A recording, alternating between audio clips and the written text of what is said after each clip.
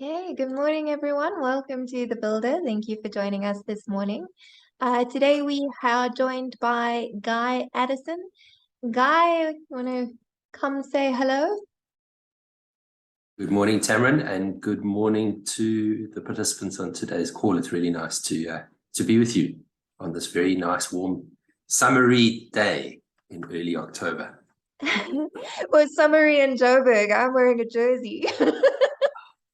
I can't believe we're in the same country in many respects. Some people have electricity and most of us don't. Yes, yeah, I think we would have a few more people joining us if it weren't for load shedding today, but we've got a nice little group. It should be good and interactive. And I know Guy wants this to be interactive, so you're going to be hearing from both of us today. And I would really encourage everyone who's here, please ask questions because it's a nice small group and it means that we can interact very easily. So, Guy, before we get into your presentation, could you tell us more about you and what you do and your background and why you can help us to build value in our organizations? Certainly, thanks, Tamron. So my name is Guy Addison. I am a sixth generation South African, which is not many people can claim to have 6 generations of people in this country, but yeah, been in South Africa for a very long time.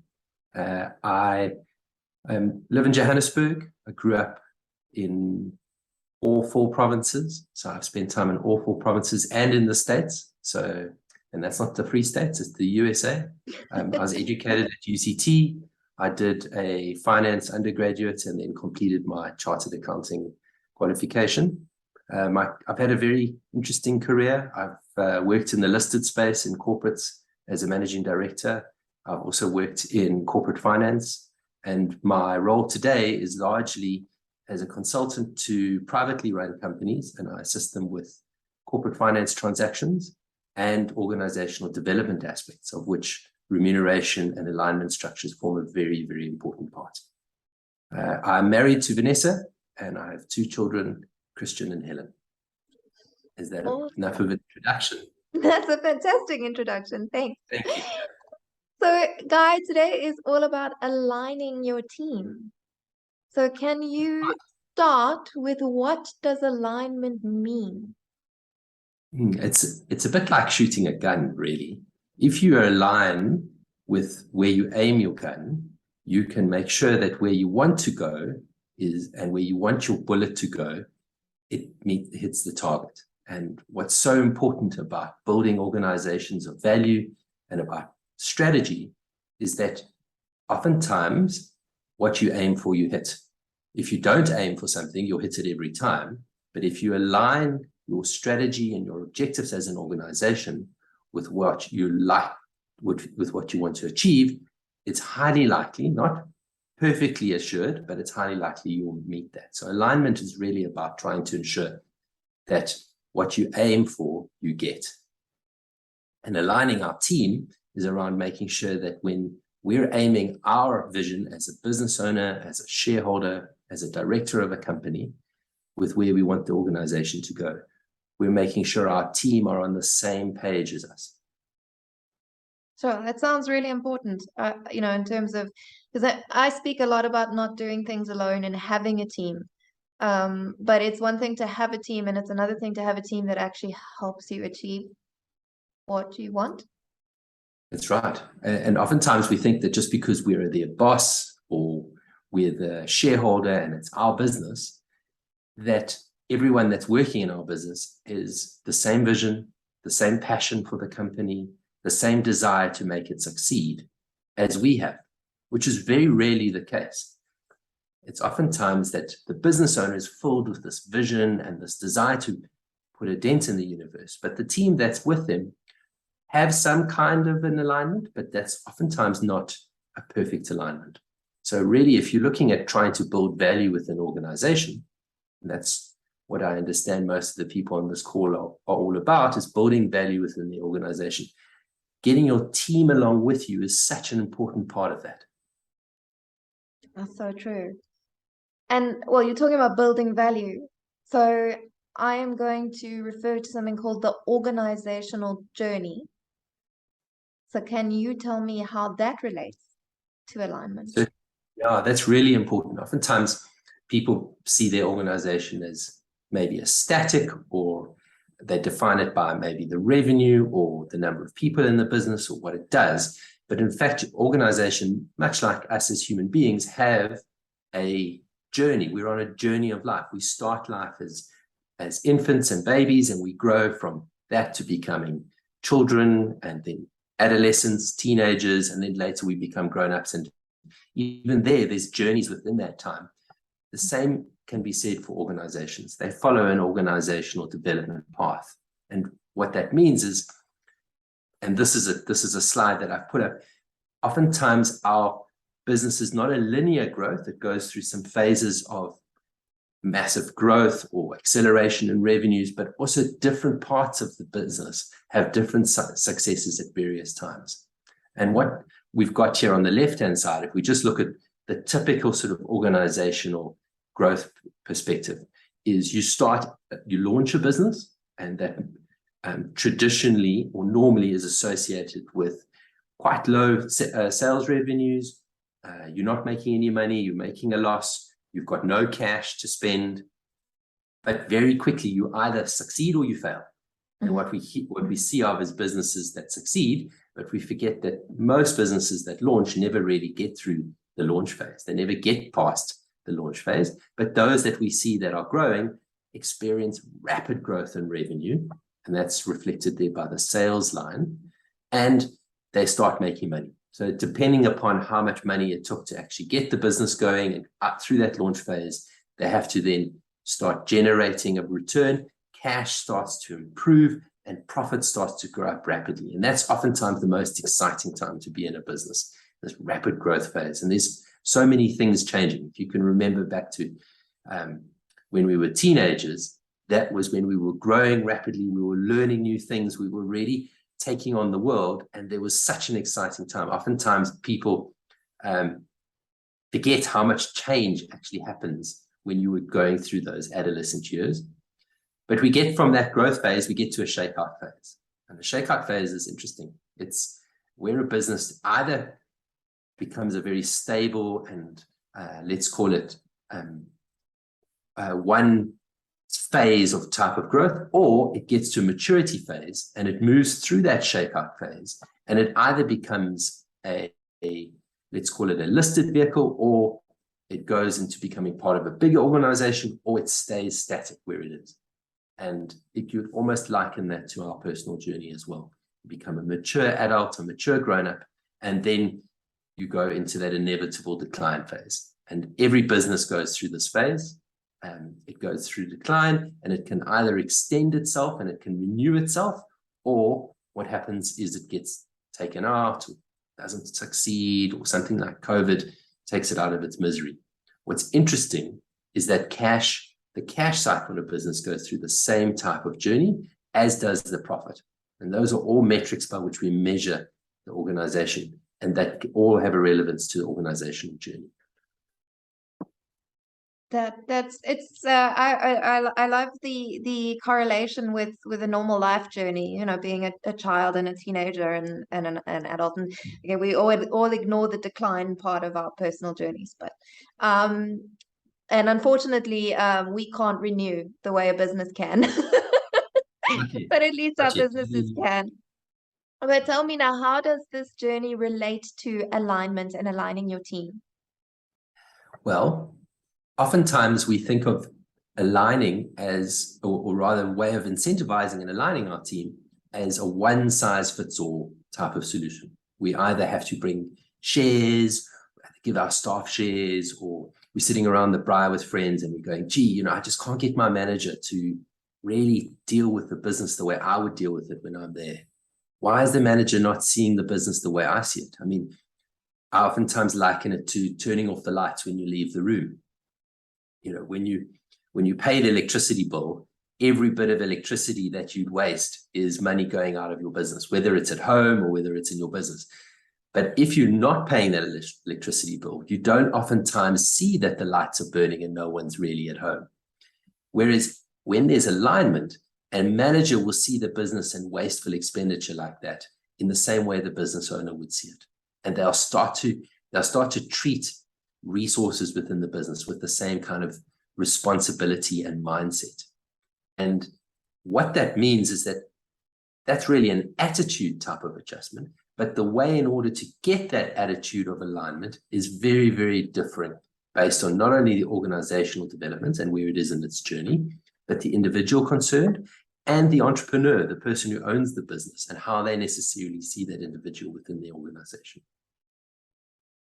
Sure. So it's got a lot to do with interaction, though, and understanding your people and being open, I suppose, about your journey and where you are in the journey. Very much so. I think there's a lot of understanding for potentially your ambition and how big you want to grow your business that needs to be taken into account, which is very much a personal decision.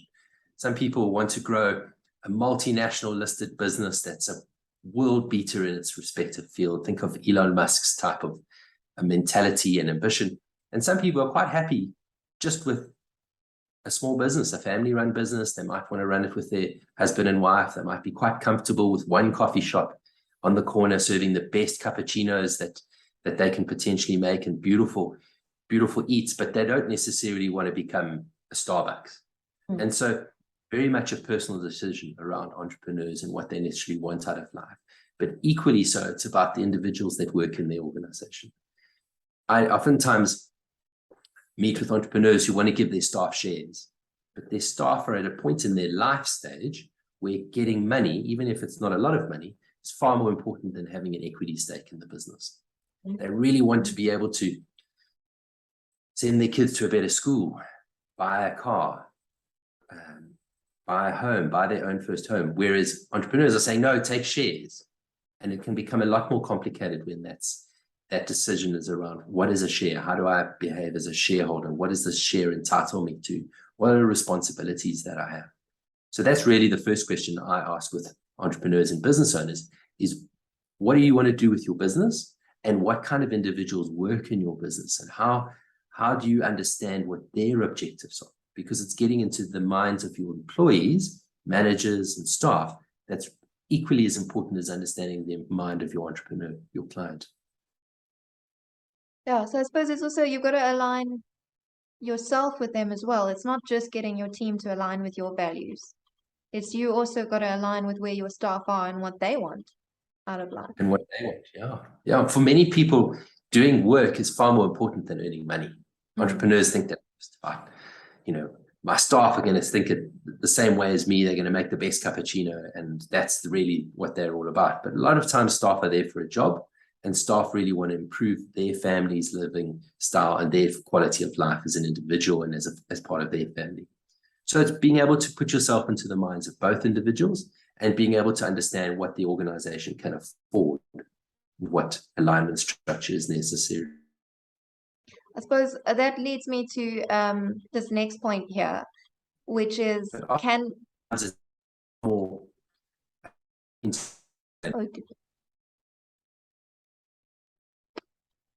Okay, I don't know which one of us is frozen. I think it might be me.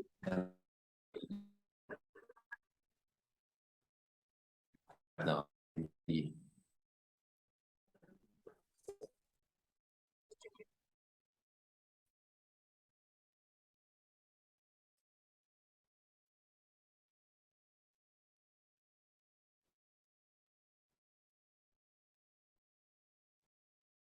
You're on mute, Tamron. Sorry, I was finding the button. I'm back. Is everybody okay? We're all aligned again? Okay. Sorry. So yes, Guy, that led me to this next point that you have here on pay performance. I don't know what you said while I was gone, but I'm assuming that we're going from aligning with your team and their part in your journey to paying for their performance. Yes, this is very much a principle of let's call it the organizational theory, and a principle of remuneration as best practice is defined from a best practice perspective, is that we are looking at remunerating people based on what they necessarily do, as opposed to what role they fulfill or what their surname may be. is really designing alignment structure. We're not paying them just to be there. And that becomes very important when it comes to aligning your staff, is that there's a relationship of co-mutual benefit here, is that if you're performing on behalf of the organization, you can look forward to greater benefits by working with the organization. And so that picture there is an effort to try and show people that we all win when the organization wins. Yes, we're following the carrot and stick. There's both in this picture, but we want people to be ultimately driven by performance and ultimately driven to achieve on behalf of the organization. It's not about trying to game the situation. It's also not about trying to, let's call it, disadvantage one party over the other. It's really a win-win mentality, which is why it's such a great field to work in, if I may say so, because what you're trying to do is build great organizations, and you're trying to make people a lot happier in the roles that they fulfill. That's fantastic. So I see in your notes here for me, Guy, you have something called the alignment strategy pyramid. Yeah, this is the next thing that's so important from a principal perspective. Because this is something I, to be honest, have never even heard of. So I'm quite interested to hear from you what it is and how it fits into the organizational journey, and how the pay for performance fits into this pyramid. Yeah, so this is really around how organizations become multinational, global powerhouses. And when people talk about corporates, they sometimes use it in a dismissive or derogatory term, but really this is what allows a company like Tesla or Microsoft or any of the other, really big global companies to operate on a global basis, is on this pyramid basis. And I think this is one of the key takeaways in terms of organizational development and creating sophisticated organizations, and organizations that have value in themselves, that aren't necessarily just based on the power and skill of the founder. There's value in the organization. And let me start at the base of the pyramid: compensation and benefits. Most people think that everyone is motivated by money, and actually very few people are motivated by money. Most people are actually motivated at the top of the pyramid, but I'll start at the bottom. When we talk about compensation and benefits, we talk about pay, we talk about things like medical aid and all the other perks that are offered to people within to join an organization. But it forms the base of that alignment structure. So how much you take home each day is really the beginning. It's the entry part of how we build alignment with the team. Just paying someone more doesn't necessarily take you up the pyramid. It actually gets you the base of the pyramid. So you're paying a fair rate of salary to an employee, and they're getting good benefits. That is the base. Now, what do we need to move to the next level of the pyramid? Is we need to build a career for someone, and we need to be concerned about their well-being. And that experiential part of the pyramid moves from just what is in your employment contract, so the base of the pyramid, to what is in your heart. What are you really all about? Why are you there? You're building a career. You're getting experience. You're looking at more than just what you take home each day. It's the working environment that you work with, where you get on with your team. Are we concerned about your well-being, or are we just concerned about what work you do for the company? So that's the middle of the pyramid, and that's where most organizations really are at today. Most organizations are building careers for people within their companies, and they're worried about the well-being. Of course, the pinnacle is really the goal. That's what we'd like to try and get. And that is the emotional connection you feel with the company. And that's what gets you excited when you watch the Springboks run out into field, because you have an emotional connection to that team. You have a sense of their purpose to win and succeed on the field of play is far more important than just beating their opposition. It gives you a sense of, hey, them winning is actually bigger than just the rules of rugby. It's far more important than that. And that gets you far more connected with the organization and its purpose than just what you get paid and whether you have a career at that organization or not. And that's our ultimate goal here, is by creating alignment with our team, we're trying to give people an emotional connection to our organization, why they're there, and that then talks to their purpose as individuals and their purpose within their broader society. That's really cool. So it's essentially recognizing the fact that your team are people. They're human Yes. beings. Yeah. And it's amazing when you put it in those terms that you go, but that makes so much sense, Tamara. And that is exactly what we're trying to do. And yet as human beings, we forget sometimes that we achieve more together than we achieve individually. An individual can only achieve so much within their 24-hour days. But if you add 1 + 1 + 1 + 1, and you've got a team, you can get an organization that can change the face of the planet. You get a group of people that work together towards a common vision, and they can launch a space rocket to populate Mars. And that's the interesting thing about organization. And that's when you get organizational value being created. That's amazing. So this is, you call this your alignment strategy pyramid. So I suppose it is an alignment structure. Can you tell me characteristics of a good alignment structure? I'd love to. Yeah, some successes of what works. So oftentimes structures are self-funding, and that's very important when it comes to, say, issuing shares to staff or issuing them with bonus plans. And this might be more appropriate for big listed companies which have traded shares. But just remember, if you're someone watching this podcast, watching this video, that employees oftentimes don't want to have to put their hands into their pockets to buy the shares in your company if that's how you'd like to try and incentivize them. You've got to be able to try and find a funding structure. And that's where someone like me with the finance background would be able to help you to determine how you necessarily pay for those shares and how it necessarily then is reflected in the books of account. Another key thing that's important around what good structures is they also, if there is a loan involved, that there's a return on that incentive. So that there's actually an appropriate mechanism by which it can be reflected in the books of account, and that you've considered the tax. For extra points, always recognize that the tax man is keenly watching your business and wants to know, well, what is the tax impact here? Not only if it's a payroll related incentive, but if it's a capital gain related incentive, so it's a real share, what are the capital gain tax consequences going to be? Secondly, fourthly, if you're actually funded by a venture capital firm or a private equity firm, consider what incentives are involved for not only the external shareholders, but also for the founders in the business. If you've got an up round or a down round in terms of your valuation of your business, what are the consequences going to be there? Are there big changes required if, say, your manager decides they want to leave the company? How are you going to unravel that incentive structure if someone decides they're not going to stay with your company? And can you handle new people joining the business? A lot of times people think that businesses stay static, but they're always changing. And that applies also to good incentive structures.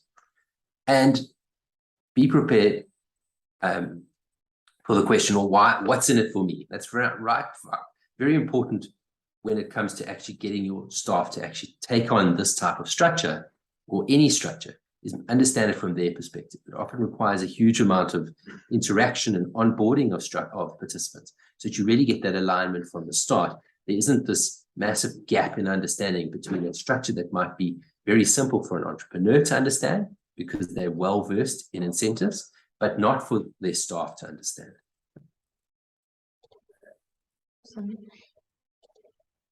Okay, so those. Before you get into the trends, can I quickly ask everyone watching if they have any questions about what we've discussed so far? Is everybody all good? If you're good, say all good. Otherwise, if you have questions for Guy, please. All good. I wanted to ask a I question. have some I thought- questions. Oh, You cool. We've go. got questions. Isal, you go first. Not too difficult. Not too difficult. No, just quickly at the beginning, Guy, you touched on communication in a team. And for me, I think that is something that is absolutely crucial, and that a lot of people miss out in, and that's why a lot of teams fail and people leave, is because there's no proper communication through all the channels from top down and up down. So a lot of times managers sit in office, if it's a bigger company, and never talk to their staff, so they don't share the same vision. And I think that is just a horrible way of managing any kind of team if you don't speak to your team. I agree with you, Isel, and it's just kind of, it's almost a building block again with with creating good alignment with your team is them understanding what's going through your mind and you understanding what's going through your team's mind. And we bring in a lot of our personal life into our businesses. We also bring the stresses and strains around our business. And oftentimes that rests on the shoulders of the business owner, as opposed to what staff necessarily see is really going on in the business. And so bringing staff along with you in the journey in terms of some of the strains of running a business is a lot of time building the trust that is so important within management and staff, that you're all in this together. You all want this organization to succeed. You want this baby that you've birthed to have a future and to grow into something that's really spectacular and is going to put a dent in the universe. And it starts with communication. Awesome. Ray, what's your question? All You're right. gonna have to unmute. Sorry. No, I don't have a question. I was just saying, all right. Oh, awesome. Okay. Bren, you had a question. I have a few questions. So, if we can just take it back to the start real quick, to the organizational journey that was sort of plotted out. I wanted to know if there are any sort of like fixed terms, for instance, the expected length of a launch, growth, shakeout, maturity phase. For instance, I think more specifically, I want to know how long is the launch phase considered to be? Like, when would you say an organization has officially left the launch phase and is now in growth phase? Is that entirely decided by revenue? It's actually decided by profit. So if you're making a profit, you're out of the launch phase. So if you're making a profit, and Tamron and Azelle can tell you that, if you're a Farsight client, then you are effectively no longer in launch phase. But if you are still cash flow negative and you're making a loss on the income statement and you are still investing heavily in fixed assets and movable assets, then you are still in launch phase. And what's different between a person who you hope by 21 is now grown up and is able to eat with their mouth closed and use a knife and fork, you don't get that kind of age-based maturity profile in the business. Businesses can be in launch for decades. And Okay. one of the hard parts as a valuation expert is to try and tell an entrepreneur that the equity is not worth anything. They're still in launch phase and they've been in business for 50 years. It's very hard, but you can use the metrics there, sales, cash, profit, as indications of whether you're in launch phase or in growth phase.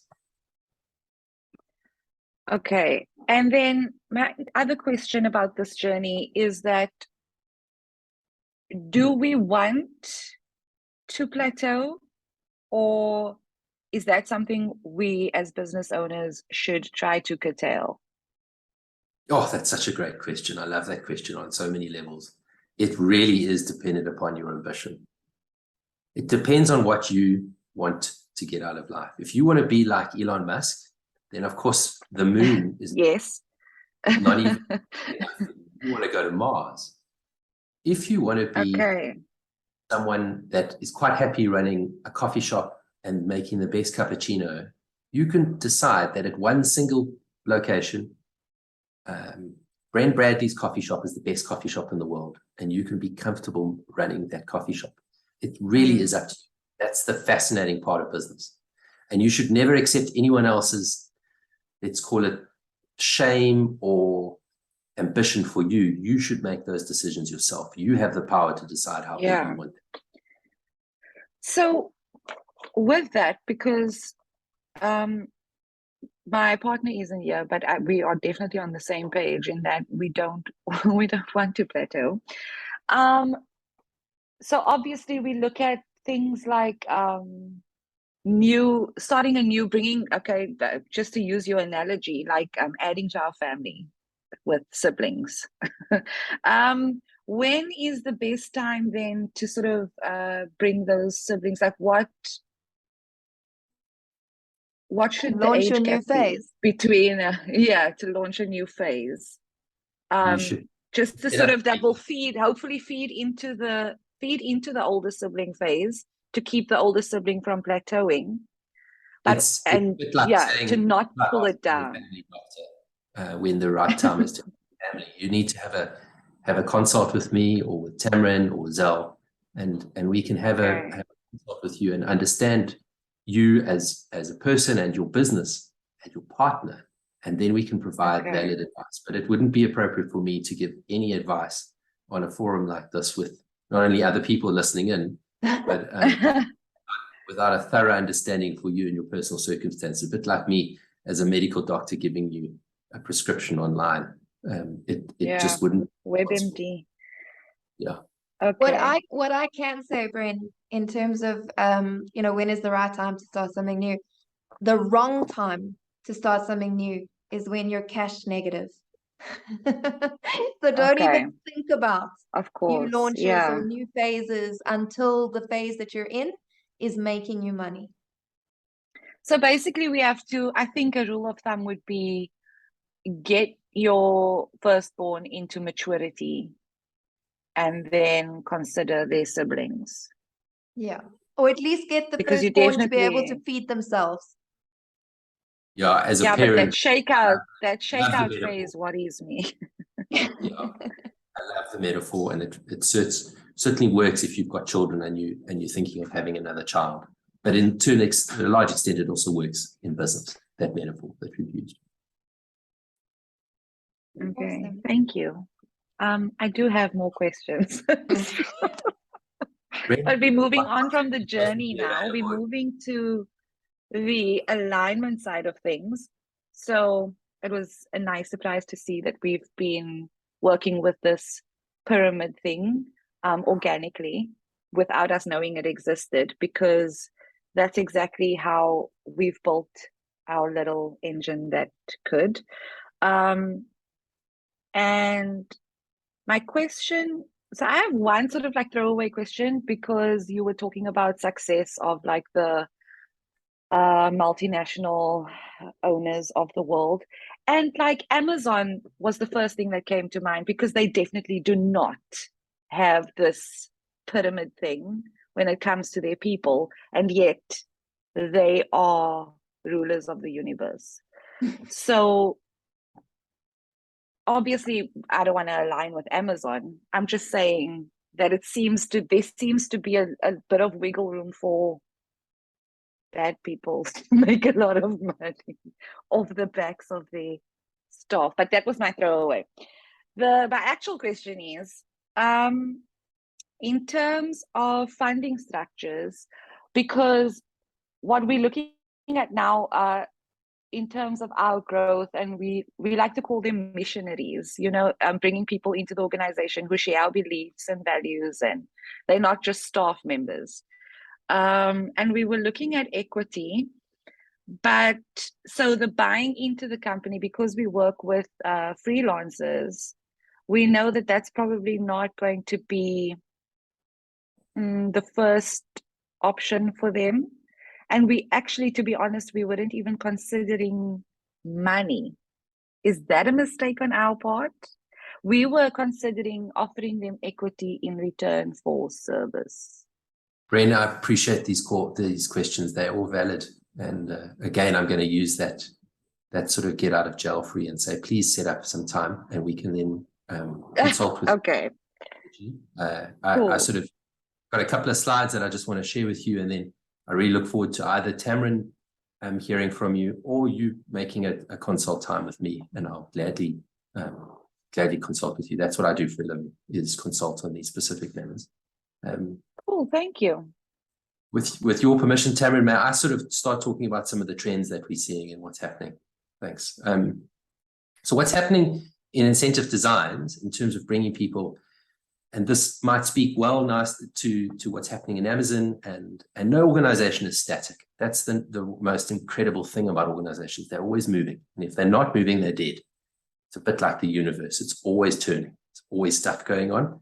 But what's happened in terms of the standards, in terms of what I learned about at university 20 years ago and what's now happening today, 2 decades later, is that we're moving from strategy driven. Everything was about strategy, to now mission. And that speaks to the heart. It speaks to why we're here as a business. You can think of Elon in terms of mission to Mars. You think of what they're trying to do with Tesla in terms of changing the world's automotive market. Purpose is very important. And that's not only important at big global companies, but it's also important at mom and pop businesses, family run coffee shops. And that makes us more enduring and flexible. Far more important to be mission driven these days than just strategy. We talk about bigger stakeholders these days. In the old days, capitalism was just defined by shareholder centricity. These days, it's more about stakeholders. It's the communities we serve. It's the staff that we've got in our businesses.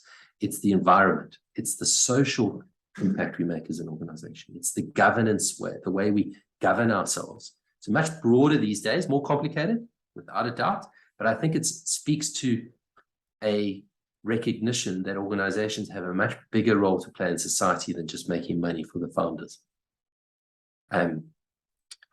We're rather than milestone focused these days, we're also outcome focused. So what is the outcome we're looking, rather than just, okay, we've made this much money, we've produced this number of cars. No longer financial. Me as a chartered accountant no longer just can bring my IFRS to the table. I've got to be far more relevant, far more aware of things like, what is the impact of the organization on the environment? What's the impact now on society? How is this impacting the role that we play as an organization within the globe? Are we destroying the rainforest at the same time as making beautiful furniture out of it? There used to be overlapping independent cycles, which is a bit of a way of saying you got paid to do one job twice. And these days we're having far more, let's call it honest discussions around pay and around remuneration. So this really applies to more executive level structures, but there was a lot of let's call it gamesmanship happening in old remuneration structures, and these days there's definite positive strides being made there. And then it was very much in the old days about what budgets. I can remember in my early career, it was meeting or exceeding budget. You didn't want to exceed it too far because then you didn't get remunerated for it, but you also didn't want to not meet it because then there was a problem with your job.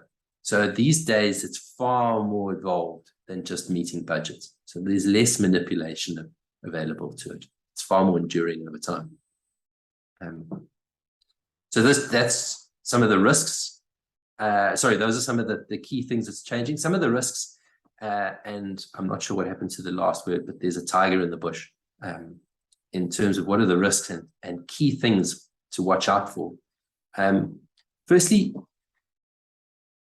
you need to understand there's lots of ways of looking at your company and your business from different dimensions. It's a bit like looking at an organism and being able to test its heart rate, but also being able to determine whether that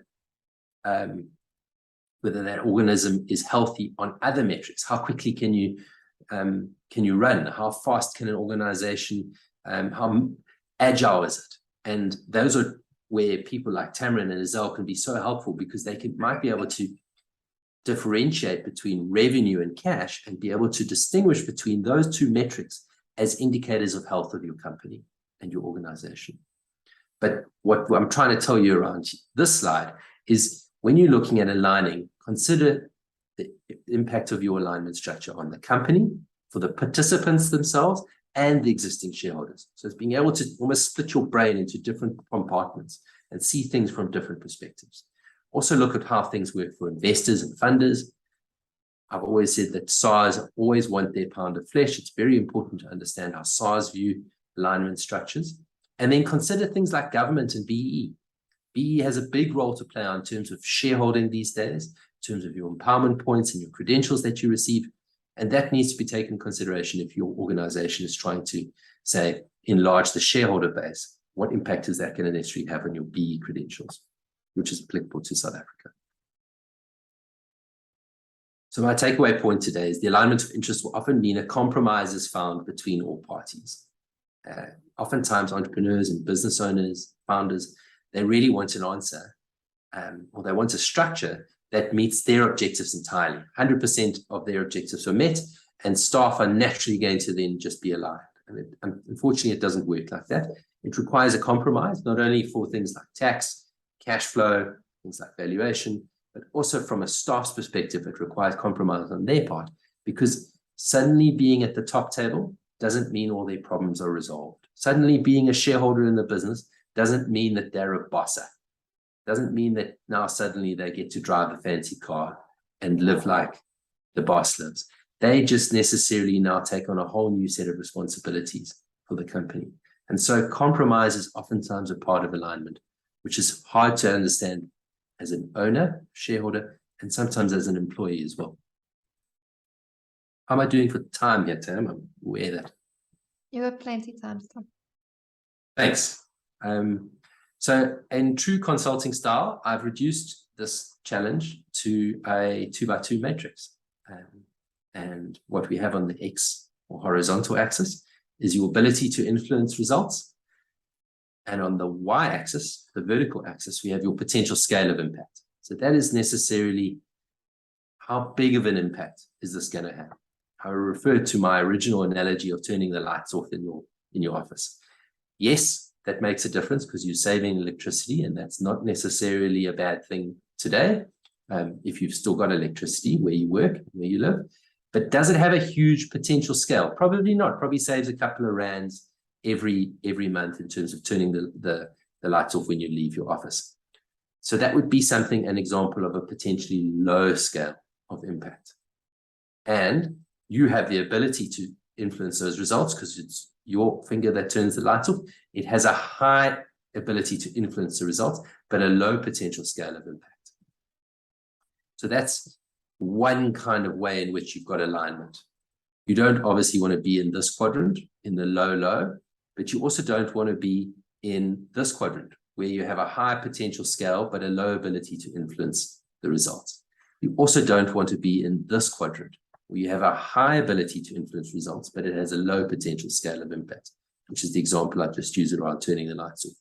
Ideally, with your alignment structure, you want to be here. You want to be in the fourth quadrant, top right, where you have a high ability to influence results and the potential scale of impact of your actions has a high potential to impact. You have a high scale, so it's going to make a bottom line impact that's really important. For instance, if your business needed funding and you happen to come from a very wealthy family and you could fund the business, well, you've met perfect alignment structure. As an employee, you can fund the business, and that is a major impact on the business success. So that's what I'm trying to tell you in that slide.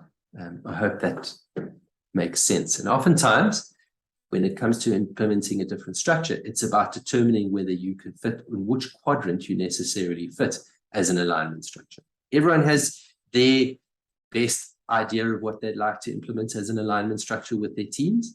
Oftentimes, what we do as independent consultants is we say, okay, let's understand whether there's a high ability or a low ability to influence results, or what is the potential scale of this impact? Is it going to have a high scale of impact or a low scale of impact? That makes sense, Tamara. So that's kind of where I left the slides in terms of, and I'm happy to share the slides if anyone wants these. Please get in touch with Tamarin or myself and we'd gladly share the slides with you. Are there any other questions, Tamarin, that you have for me in terms of alignment structures and building value? I think what would be awesome, actually, because I know you've done this for a lot of different companies, is can you share some success stories and why they worked? Yeah, that's a great question. Without trying to break confidentiality with organizations, I'll talk generally to ones that are publicly available, and then I'll talk to some specific ones that I've been involved in. Mark Shuttleworth in the late 90s sold his business to a VeriSign, which was a business that was involved heavily in verification of online payments, which was a major issue in online security and building trust in what today we take for granted, but in the late 90s was something that was very new, which was whether you could put your credit card details into a website and whether it would be trustworthy. And he built this business in Cape Town, and he was a technical graduate. He was a software engineer, as far as I'm aware. But he, once he'd sold this business to this American, was made a dollar billionaire overnight. And he was necessarily never had to worry about money again, but he's created some wonderful organizations since then. But he actually incentivized everyone down to literally the first person in the company and the lowest, let's call it seniority level in the business, which was people that were cleaning the office, all benefited from that transaction. And it was a wonderful example of alignment of that team. It was a small team, but when he did well, everyone did well. It was a great example of alignment on a share-based level. And everyone took away millions of rands in terms of that. So that was a great example in South Africa. We've got a number of examples of people in South Africa that have done incredibly well out of favorable movements in the share price. But I think what speaks to me is when the performance is aligned with the business doing well is aligned with the individual's impact on that performance. And there's great examples in South Africa where you've got companies that have been brought out of very difficult circumstances and are doing well, and individuals are doing well as well. And it's far more than just pay. It involves benefits and much greater sense of reward than what pay necessarily does. To speak specifically about structures that work for me, I've worked with software businesses that have issued staff as shares as part of an employee share ownership plan. And it's been great to see those staff members really see themselves as partners in the business. And that's been great to not only change the way that those individuals interact with the boss in the business, the founder, but it's been wonderful to see how they've put in the extra effort, how they have necessarily been so part and parcel of the organization's successes, and more recently, some of the struggles that that organization's gone through over COVID. COVID's put a huge pressure not only on the business fortunes, but on the economic landscape and on individuals' lives. And those individuals have been far more committed to the business than if they were just employees getting a paycheck at the end of the month. They're shareholders, they're partners in the business. And that's really what you want. You want partners to think and act and believe that they are part and parcel of the business. They are more like family than they are just like an employer-employee relationship. Oh, it's a nice way of looking at it in terms of, it means that your success is their success, but then your risks are their risks as well. So they're going to help you mitigate those risks. They're not just going to go home at the end of the day and be like, well, it's 5 o'clock, I'm done. I agree with you, Timron. I think it's what we need in the world. It's what we need in organizations today, is everyone to take responsibility for the organizations they're part of. And I think that's why I get so much pleasure out of doing what I do for a living, is I get to help people to not only do well for themselves, but do well for their organizations. That's awesome. So I think my last question to you today is, what should we be thinking of if we want to do this for ourselves? If we want to implement some form of alignment structure in our businesses, what are the important things that we should have top of mind before we even start? Okay, I'll leave you with 3 key points. And I think the first point is to understand what you want out of your business, is really understand where you are in terms of your life stage, your ambition for your company, your ambition for yourself, and how you'd necessarily like to succeed. And answering that question is very important. Knowing yourself is really how you understand not only what you want to do with your organization, but how you can build alignment with your team. The second thing is to understand where your business is in terms of its phase of development. If your business is necessarily in startup phase, that changes the dynamic and it gives you different options to where you are possibly in a mature business or even a growth business. Those have fundamental different answers. And knowing where you are, importantly knowing where you're going and how long it potentially will take to get there, is vitally important. I use the metaphor of using a map and understanding whether you're on the N1 to Cape Town or the N2 to Durban. And you want to know before you leave home which road you're going to be taking. If you end up 500 kilometers along the road and you only realize you're on the wrong path, that can take a lot of effort to get back onto the right path if you happen to be going to the wrong destination. I think then finally is to understand that life is about risk. It's important for entrepreneurs and participants of alignment structures to understand that whilst we always as human beings want there to be no risk in the organizations, things like COVID, things like the war in Ukraine, things like interest rates going up, mean that life is unpredictable. No one would have thought that 3 months after COVID restrictions were lifted, we'd have a war in Europe. But that's the circumstances that we're in right now. There's a war in Europe going on, which we in South Africa oftentimes forget about, but it's a very serious and disruptive process that's happening around us on the global phase. So I always say risk is important to not only appreciate, but when you need help trying to mitigate those risks, there are people that know how to mitigate risks. There are people out there like yourself, Tamarin, like Azelle, like myself, that can help you mitigate those risks and manage in a risky environment. That's what we do, and that's what we love doing every day. Awesome. Thank you so much, Guy. I really appreciate it. I'm going to open it up to questions again. I'm sure Bren has some more. She's always great with her questions. Hey, Bren, you ready? I actually have no questions for this segment, thanks. Come on, Bren. Use them all up in the middle. I'm going to ask you one question, Guy, because a lot of the people who joined us today, and I know that are going to watch the recording, are smaller businesses. So they might not quite be in a position yet to start giving shares as part of their alignment strategy, but they would like to get their team on board and have that alignment mentally. So can you do some form of alternative incentive along the lines of profit share or bonus structures, or what would you suggest for a business that's too small to start handing out equity, but still wants to get their team feeling like they're part of it? Fantastic options. Those are really good options. There's really so much in terms of what you can do before you get to equity to incentivize the team. Understanding those various options is probably the work of, let's say, 5 more sessions in terms of what options are available. But yes, as generally defined, we would call those bonuses or profit shares, and it's from a tax and accounting perspective really defined as remuneration, but it's closely aligned to the achievement of organizational objectives.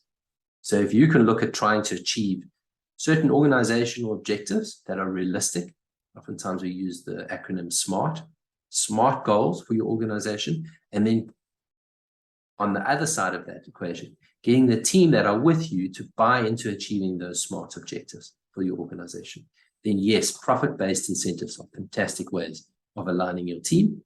I think what goes along without saying is that communication and trust are vital to those incentives and those structures.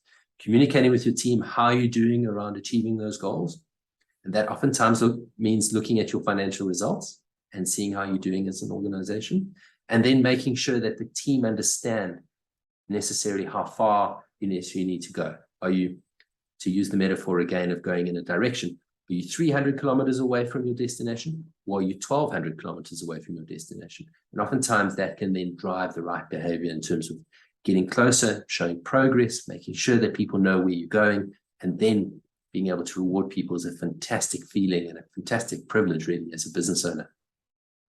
Awesome. No, that's fantastic. Thank you. Yeah, because I think, it's wonderful to want to get to the point where we're handing out equity, and I think that's a lot of good people, they love the idea. They love the idea of rewarding their staff with a piece of this business, but the reality is that it takes a while for us to get there.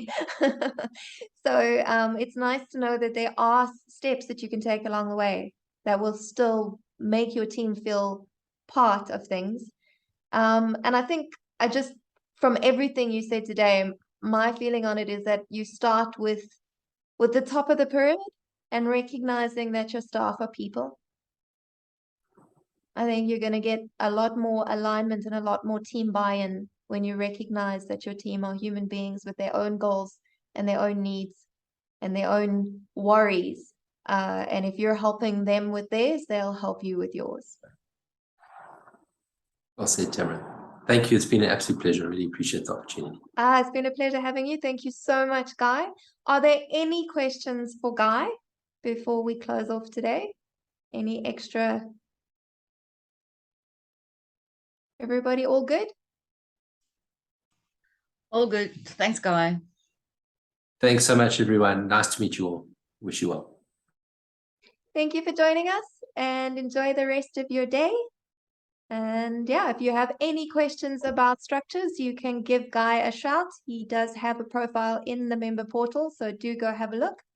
Otherwise, have a wonderful day.